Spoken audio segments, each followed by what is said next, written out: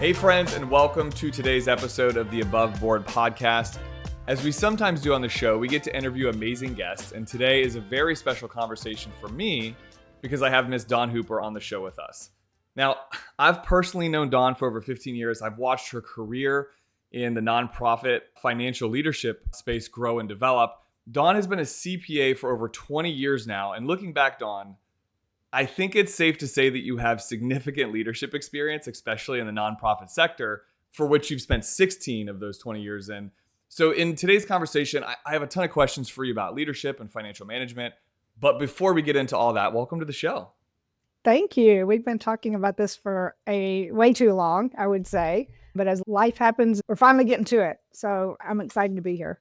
Yeah, I'm grateful to have you on the show, and I think you're going to educate our listeners today. So it's a win-win. I think I want to start with just a little bit of a history lesson because your career is very diverse. I mean, you've had experience in for-profits, non-for-profits. You've served as the CFO for organizations in the past. I think you've even worked for like a venture startup company. And so I wanted, if you could give us a little bit of a history lesson of your career and what ultimately drew you to the nonprofit sector. Sure, Don. So I'm going to go back even a little further because some of it pertains to what I'm passionate about today. In college, I did a master's degree in accounting when that was like a new program. Now it's required. And we had to pick between audit, tax, and information systems. And back, I'm not going to tell you how many years ago, information systems was new. And I thought, let me give that a try. And so I went into information systems, started my career in EDP audit, which then we had a family move and wound up doing operational auditing, which I loved. It was all about process improvement, looking at parts of organizations and their challenges and their accuracy as well as efficiency.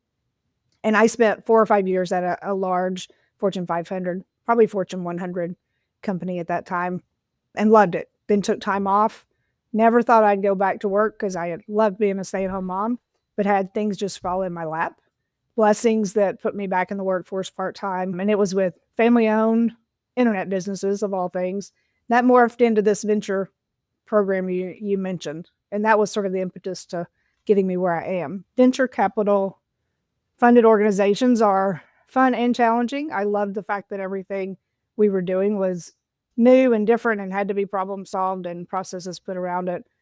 But I always had this voice behind my head about, do we have enough money and is there more coming and can we make the investors profitable? And just getting through some of the nasty challenges of that, I just decided it's time to look for something with more meaning. At the time, I had really no experience with nonprofit outside of like my own church, which is a different kind of nonprofit, but decided that's what I wanted to do. So I specifically interviewed and found myself actually taking a step back. I had been the CFO at this nonprofit or at this for-profit venture fund and took a step back all the way to a manager position over project accounting at this large national nonprofit. Mm-hmm. That very quickly turned into managing most of the operations for 100 plus affiliates. And I took this step back thinking, oh, well, I can spend time with my children and they were in high school. And that is not what happened. But I loved every minute of it. I loved getting in there. I was with an organization that loved to build on systems and process improve. We reduced staff while I was there, which sounds terrible. But at the same time, we were leaning into some good technology that got us where we needed to be. And as I was moving up the ladder there and knew that I had sort of capped out, I just got a call out of the blue from an organization, statewide foundation here in Dallas, that was a perfect fit for me. It was a smaller organization. The organization had as many total staff as how many I had in my team at the prior one.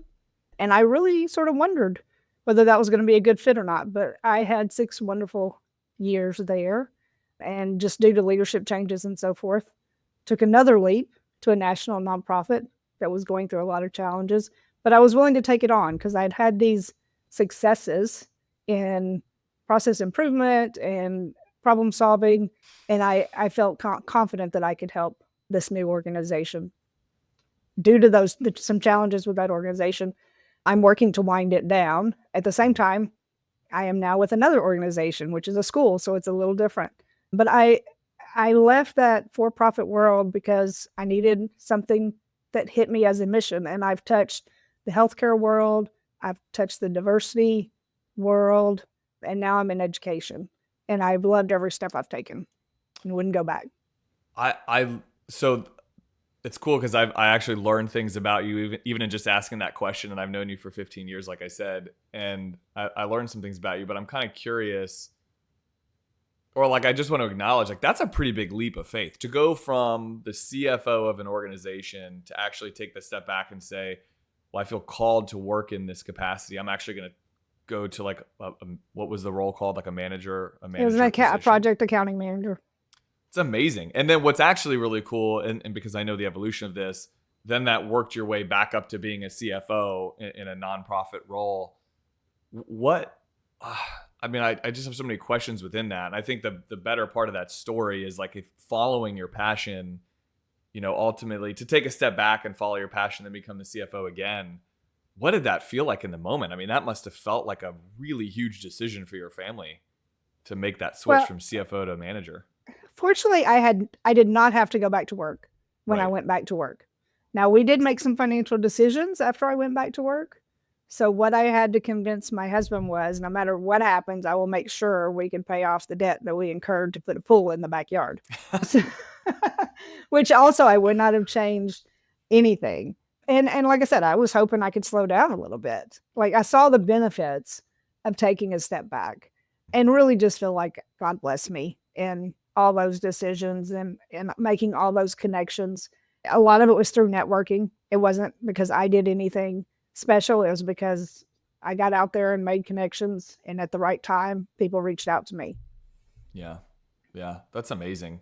Can we talk about, I actually want to focus on nonprofits for a moment, because I know that to be, it's just a very difficult sector to be a part of, and yet so rewarding at the same time. Like I've had the privilege of working with some nonprofits over the years, and it seems like there's always sort of this like constant struggle or like push and pull of like we're short on, you know, we're tight on funding, the budget's tight, we need to maximize every dollar.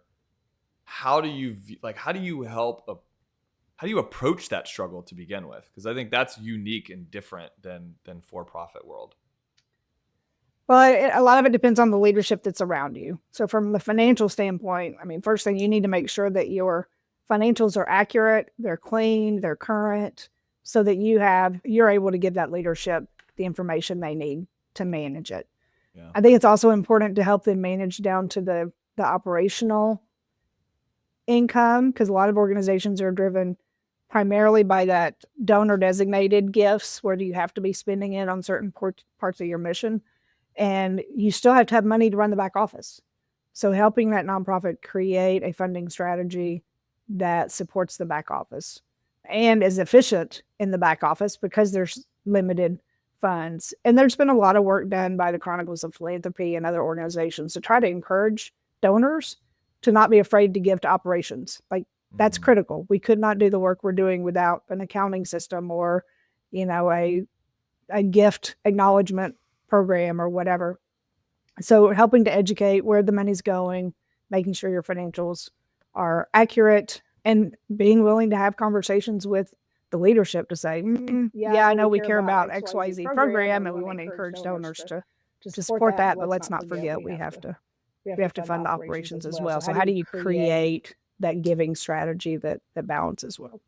Yeah, and I think so many leaders of organizations and nonprofits very much get the why. You know, they tend to be creative type of personalities. They get the why. But I think what I'm hearing from you is like you can come in and help, or someone that has, like, if we're approaching this from the financial point of view, it's like, here's the how. Like we have the why. Now let's figure out how we're going to actually accomplish those things when we're in this like struggle of maximizing every dollar that we receive and we're short on funding and so on and so forth. And you mentioned the word leadership a couple of times. So I kind of want to go back to that. What does, because there's the evolution of your career and the leadership roles that you've taken on. This is a big question. So what does leadership mean to you today? And then maybe the follow-up to this is, how do you feel that's different than what you might have first learned just coming up early in your career, maybe through like experience of other leaders and that type of thing? I would say some of this applies to just how I approached life too. Like I very much used to be a black and white person. There's right Mhm. and there's wrong, and there's lines you can cross and you can't cross. And I think the further you get into your career and you move up the leadership chain, it's important to realize there's some gray. It's in many cases, yeah, I might be right, but if I'm needing to build bridges or convince someone of my viewpoint, I better see some gray or the walls are up. So I learned that pretty early on, and actually had a CFO sort of tell me you're way too black and white. So I was like, okay, need to work on that, and I've worked on it for years. But for me, I have been through turmoil in some of my career, and the importance of being, I'm going to use some trendy phrases, but they mean a lot to me, authentic, being willing to open up even as a leader and share where you're coming from and how you might be feeling, being honest, like share what you can. There may be some things you can't share, but there can be a leadership decision that says we're going to be transparent and honest with the challenges that are going on or the good things, and then recognize people and be willing to grow your team. For years, I thought a lot of it, might have relied on me, especially working with a small organization. But as you get a big team, you realize you don't do this by yourself. Like, I have to give most of the credit to my team, and I would rather hire people that are smarter, definitely more detailed than me. I'm so scattered sometimes that I have to, they have to correct me sometimes, but I'm just honest with them. I'm dealing with 1,000 things and they're dealing with 100, and it's easier for them to focus than me. So just being clear that you want them to succeed, they help you succeed, and that's helped me maintain a lot of really good relationships over the years. Have you ever read the book Radical Candor? I have not. It's a the author's name is Kim Scott. I only ask because first of all I just read it, so it's like fresh on my mind. So anytime I hear things like this, I can go, it's like it's a recent thing, so I can go back to it. So Jackie, my wife at the beginning of this year was like, I really think you should read this book. Just as like your organization's growing and you're kind of leaning into being this leadership role. I think this is something you need to think about. And up until that point, I just kind of like just do what feels right, try to have an open conversation when it needs to happen, like that type of thing. And the book allowed me to apply a different level of intentionality. And I think you'd enjoy it. And the reason I say that is because as I was hearing you talk, I mean, I wrote down three things: authenticity, honesty, and the growth of your team, being, having that open communication, helping grow your team. And I mean, honestly, like those three principles kind of are discussed in the book Radical Candor. I think it's called like Radical Candor and then How to Be a Kick Butt. I'm going to use the word butt instead of the word that it is. How to Be a Kick Butt Boss. And so it was pretty cool, and it just a lot of what you shared, like I said, they talk about it. And just being able to, as a leader, be open and honest with your team and be able to receive criticism, because it talks about this a lot in the book. Like, giving criticism is a very uncomfortable thing to do, and so they give a few strategies on how to do that. But the main one is being comfortable enough to receive criticism, because if you can't receive criticism, it's going to be really hard, and it'll probably fall on deaf ears to try to give criticism out to your team. And I guess I'm kind of curious from your point of view, just as time has gone on, generational differences. It's always like, we're always talking about the next generation. So like when I was coming up in my career, all I heard about was millennials and how bad we were. I'm considered a quote unquote elder millennial, and just how bad my generation was in the workforce, and that honestly ultimately really wasn't true. And you get the same bad rap for Gen Z, which I also don't think is necessarily true. But I'm curious your opinion, maybe speak to some generational differences or things that are different now than they might have been, several decades ago. Well, I don't know if I would say this is fortunate or not, but I've not had to work with some really young people. The closest I've gotten would be some auditors that were my kids' age. Most of my staff have been in their 30s or something in the last few years. Mm-hmm. And I think it's less about the generation than about the individual personality and maybe what they are dealing with internally. I had a couple of ladies that really had imposter syndrome that I worked with, and just trying to help them see how valuable they are, and that was tied to who they are and not necessarily tied to where they are or what they've come through, made it easier to have those conversations. And kindness or honesty is kindness is those aren't the exact words, but there's some trendy language around that. Being in the dark is probably one of the worst places you can be. So being able to have an honest conversation really opens those doors for that back and forth conversation. So somebody would be willing to give me feedback. I'll also say that there's a tool that I started using a couple of years ago that one of my bosses gave me that is like a weekly check-in sheet. And on it has boxes for a self-evaluation of what you've done well and what you've not done well, and a boss's evaluation. What has she done well and what has she not done well? And then the boss does the same thing in evaluating her staff and herself. And so it just opens the doors to a lot of free flowing thinking, problem solving, and giving, having that close relationship that's still very business focused, but you're able to build on that. I would bet in the right organization with the right leadership that goes miles as far as communication, because if you feel like you can confidently answer those questions without negative repercussions, I think that really helps across the board. And one of the things the book talks about too, which I know you believe in, just talks about like diversity in the workplace. Like that can mean a lot of different things. But like for me, how I'm applying it in this situation is like diversity of perspective and opinion really helps. Like the more collaboration that you have as a team to understand how someone views, we're troubleshooting a situation, or there's, in your case, it's like, all right, we're trying to create this really healthy financial environment for this nonprofit, for the team, for cash flow and everything else. Like the collaboration of the team and everyone's opinion on that can go really far. And with the right leadership, you can get those opinions versus, if you're in this like closed off environment where leadership's kind of stiff and, they don't like, communication only goes one way. I would imagine if you put that sheet in front of somebody that, to answer those questions about how their boss is doing, they'd probably feel pretty uncomfortable answering those, right? Well, and I still know people who don't want to fill out that official survey quite the way Right. they're feeling. But another area I feel like I've truly been blessed in is moving into more diverse populations. It started with the foundation I worked for that was very intentional on having a diversity in race and background in the staff, in the board, in the leadership. And just being in that space, since I had lived sort of in a bubble before that, just was eye-opening. Like people that you feel like are on the other side of the fence from you, when you understand why they think they do, it really allows you to have more compassion and empathy for that person, as well as just build bridges and have more conversation. And some of those people that I think were at the furthest end are today some of my best peers and buddies on the professional side.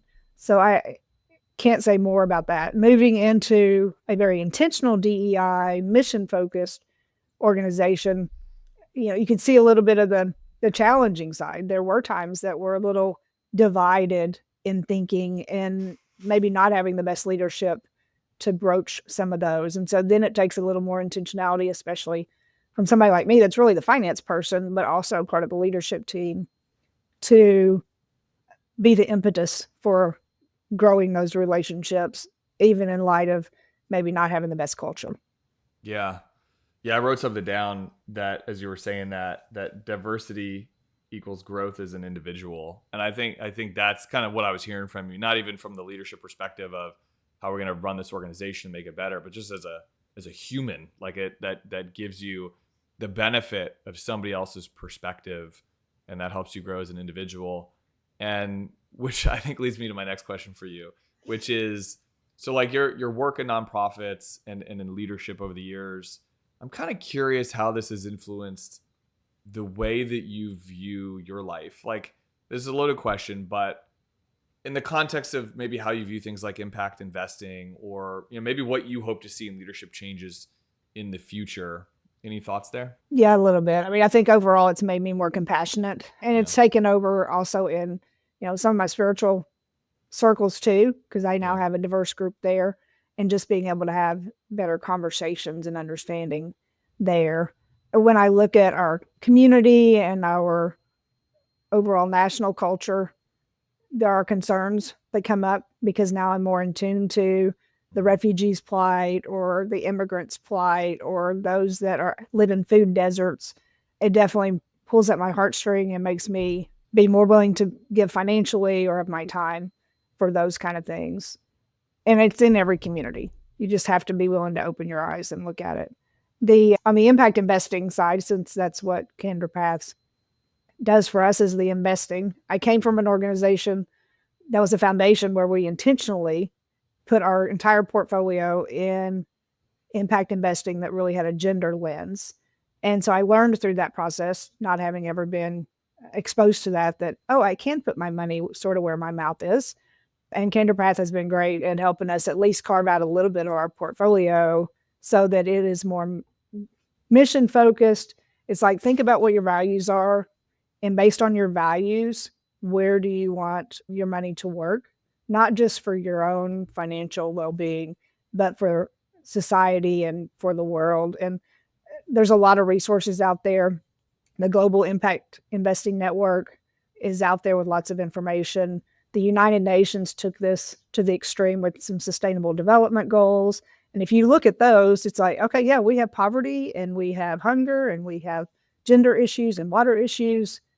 And there are organizations out there trying to solve them, but they have to have capital to do it. And so this is a way for, in your retirement fund, in your personal investing, that you can help drive those changes. And to me, if just a little bit of the wealth out in the world would put their money there, we can move the needle in a lot of areas. So that's one area that definitely personally has changed a little bit for us. So that's a great answer. I didn't mean for that to be a plug for Candor Path Financial. I wasn't even going to mention that we work together, but I appreciate, thankful that you mentioned it. What I was thinking too is that, like, it's just a good example that there's so many different areas in your life that you can what you feel called to be a part of or do. There's like a lot of unique ways to look at that. Impact investing is one of those. In fact, I mean, I got to say, I learned a lot of that with you along the way. 12 to 15 years ago, the resources that were available to do things were a little bit more limited versus now. Like, there's a lot of tools out there to, if it's investing, whether it's like investing your money or your portfolio, or how you're going to donate and give, or how you're going to spend your time and, investing your time in organizations. There's a lot of different ways to look at that, but impact investing is definitely one of them. And so I appreciate you mentioning that. I'm going to brag on you for a moment, because I have known you for a very long time, and I've watched your career develop and grow. It's been fun to see. But now, we didn't talk about this yet, but now you have given the gift of sharing your leadership and financial expertise with others through a company that you founded last year. It's called Dawn Advisory Services, LLC. And as a result of that, in certain situations, I know that you serve as interim CFO for folks. So I wanted to give you a moment to kind of talk about that. And then I just have a silly question as a result of it. Like, I always hear this buzzword, fractional CFO. So I want to talk about, my question to you is like the difference. Like, what is a fractional CFO and how does that differ from an interim CFO? Okay, that's a lot of questions together. So let me see. I tend to do that. I'm sorry. Okay. If I'll write them down next time. Sorry about that. Well, I think I can keep up. So Dawn Advisory Services, our tagline is where every day brings new opportunity. And it is about me using my experience to help nonprofits really see what the opportunities are that they already have in most cases to get them to a better place. It is new, and I started it as I was winding down this other organization that's closing, personally, because I needed a way to work into that retirement. I don't want to say how old I am, but it's coming before I know it. And I probably am not one that can just stop working. So I wanted a way that I could sort of ramp down and still stay involved, because I enjoy helping nonprofits and meeting with people. So that's why I went that direction instead of jumping into another job. A fractional CFO, there's a lot of organizations that just provide fractional CFO services.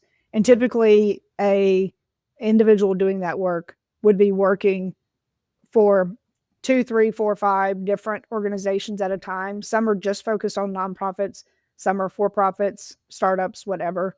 And they would be coming in with the experience to really look at the numbers that are already being developed in many cases, taking on some of the more complex accounting issues and providing guidance and analysis across a lot of organizations. An interim CFO is someone who is coming in really in the gap. And this is something I learned recently, and I love the concept. CFO leaves for their own reasons or other, and it takes time in any organization to hire a new executive, 3 to 6 months, usually minimum. And that's a great opportunity to bring in somebody who is not worried about how they are necessarily viewed by the leadership and board and so forth. I mean, you want to be sensitive to all of that, but they can come with an independent mind and really view things objectively and provide input, make process improvements, build the team, and then get things ready, like put a business plan together for the next CFO. So that next CFO is set up for success. And I've started a few organizations as CFO, and man, it was a hard climb up. And this interim CFO approach really makes it easier for the next one and maybe for longer term CFO roles. So there's not quite the burnout that happens, especially in the nonprofit world.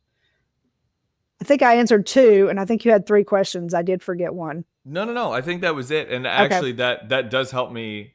That actually helps me understand it a lot. Because I see like fractional CFO is kind of a buzzword I see a lot lately, but it is distinctly different than an interim CFO. And I gotta say, I love like just a few minutes ago, we were talking about, I'll use the word impact investing, but like how this translates to your life. Like, again, the decisions of how you invest your dollars or your time or what have you. And all of this knowledge and expertise and this leadership that either happened by accident or on purpose over the course of years now has informed you to make this decision to say like, hey, I want to keep doing this. You know, I enjoy keep doing this. And so starting Dawn Advisory Services to help organizations, I think that's a great blessing, both for you to be able to continue serving in this capacity and for the folks that you help. So yeah, go ahead. My personal goal is to have maybe one of these interim roles going at a time. Right now I'm working full time with the hope to pare it down and then to do more project work. There are a lot of organizations out there who just have not had the skills and leadership for them to maximize what they're doing in their office. I mean, an easy example is using desktop deposit. I mean, that's a very finance focused. And how many organizations are still taking a few hours out every week to go to the bank and then having to image everything and batch up those deposits? And that's not unusual in small nonprofits, but just working with them and working with their financial institutions to bring that technology to them is an easy way I could help. And there's probably lots of things at those nonprofits that are easy lifts. They just need somebody to come in and help them. Yeah. Amen to that. What advice would you give to somebody? So like if someone's listening to this and they're thinking about their career and maybe they're in the for-profit sector, maybe following a little bit of a different path, a similar path to you of, you know, finding their why and being called to more nonprofit work. I'm curious, someone hearing this today in 2025, what advice might you give someone starting their career in nonprofit financial management? So I think there's a couple of things. If you're passionate about helping others, you don't have to necessarily make it your career. Like find your local nonprofit that you care about, homelessness, food pantry, whatever, and start volunteering. And that helps you also get to know people at that nonprofit and network as well. But you don't have to change a career to get involved. Make donations. Like find that one you want to be close to. Go to their galas. Go to their events. Do that first. Then think about, what do you really care about? Of the things that you have seen, where do you see yourself most passionate about? And then do your homework.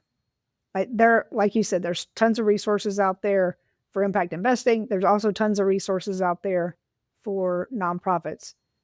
The nonprofit world has to complete the most complicated tax return ever. Right.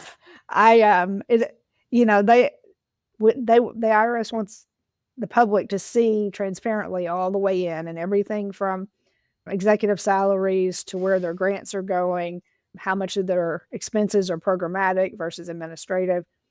And you can find those on the IRS website, those tax returns, or GuideStar, or Charity Navigator, probably, and their own website. The nonprofits often post a impact report and a tax return in their financial statements.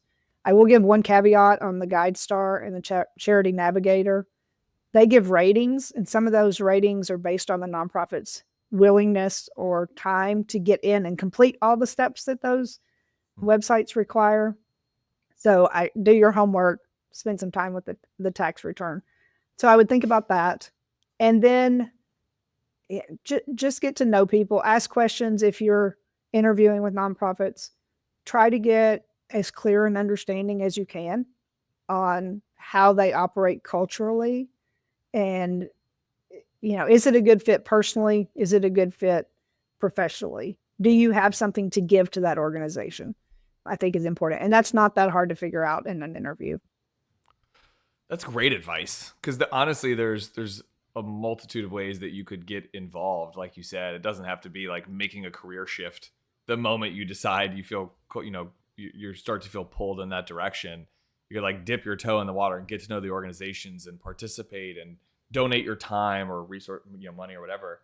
Something you said, I just want to comment about. It sounds very like as a citizen, like as a community member that maybe wants to donate my time or resources, money, what have you. I love the idea that there's that level of transparency to a nonprofit organization. There needs to be, right? It makes sense. But as part of that organization, that sounds tremendously stressful, thinking about decisions that you make that financially show up on a balance sheet or a tax return somewhere that don't necessarily reflect decisions that were made. It doesn't give the full transparency of a decision. It just shows the data, like the numbers to it. I just want to acknowledge that. I never thought of it that way before, but that sounds, in your role, like as CFO, for example, like very stressful. Well, a good nonprofit team uses that 990 to tell a story. It's not just about the numbers. Like there's plenty of places where you can add context to what you're doing from a programmatic standpoint or from a leadership standpoint, challenges you might have gone through. So it can really be used to tell the whole story. So it doesn't have to be scary. But if your organization does not have good governance and they're not following some best practices, whether it's related to executive comp studies or creating good policies around cybersecurity or confidentiality, there's going to be boxes you have to check no, that you don't have them or that you didn't do what you should have done. And that can be stressful. So that's why leadership, it's important that you have somebody who's trained or experienced in what's required. And I would still recommend using, outsourcing that tax return. Internally, you're still going to have to do a lot of work, but at least you've got somebody who can tick and tie some of the numbers. Yeah. It makes the leadership conversation, as we're wrapping today, I'm realizing the leadership conversation is that much more important in the nonprofit sector, actually, because if you're a business that's not publicly traded, you could probably cover up some leadership mistakes that you make along the way because no one really sees the returns or the taxes or maybe the financial outcome of a bad leadership decision, for example. But in the nonprofit space, all of that's exposed. And it just makes the leadership component to all of this that much more important, doesn't it? It's crazy. I didn't even think of it that way until now. It does. And just constantly needing to balance that where you're spending the money. Back to that early conversation of putting all your money into programs. It is a real conversation that is not black and white because you have to show everybody, where did you spend that money? Rightly so, you want as much of it to go to programs as possible, but you also have to be able to balance that with getting the job done. So yeah, it's an interesting place to be. Hence the need maybe for me to slow down a little bit, not take on quite as much at this point in my life. I also have a granddaughter that I enjoy spending time with, and I want to make time for her as much as possible. So I'm hoping this is a good transition time for me. Yeah, focusing on what's important. I think that's always what matters most, and we talk a lot about that on this show, as you're well aware of. So as we're wrapping today's conversation, I have one final question for you. I promise not to package like a 3-part question this time, so it's an easy one. What is the best place for listeners that are resonating with this conversation today to find you, Dawn? One, I would say my LinkedIn profile is up to date. So Perfect. reach out to me there, but send me a note because I don't accept every invitation. But if you say you heard me on Candor Path's Above Board podcast, I will be sure to accept that invitation. Or you can email me at Dawn, my name, DAWN, at dawnadvisoryservices.com.